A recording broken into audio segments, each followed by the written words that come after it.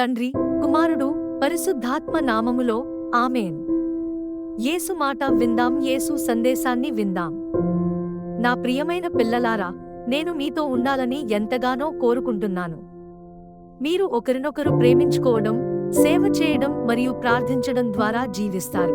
మన కుటుంబంలో ఎవరైనా అనారోగ్యంతో లేదా మానసిక బాధతో బాధపడుతుంటే మీరు వారి కోసం మాత్రమే ప్రార్థించకూడదనే విషయాన్ని గుర్తుంచుకోండి.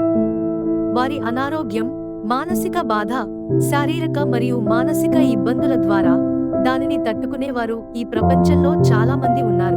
మీరు వారిని అంకితభావంతో ప్రార్థించినప్పుడు మీకు మరియు మీ కుటుంబాలకు ఆశీర్వాదాలు నిండిపోతాయి. అనారోగ్యంతో ఉన్న ప్రతి ఒక్కరూ మీ కోసం కూడా దానిని పొందుతారు.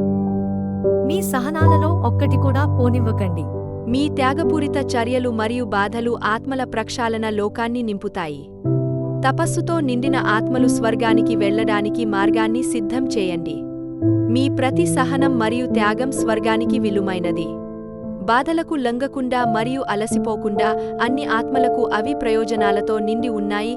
ఆత్మలను శుద్ధి చేసి స్వర్గానికి తీసుకువచ్చినందుకు నేను మిమ్మల్ని ఆశీర్వదిస్తున్నాను.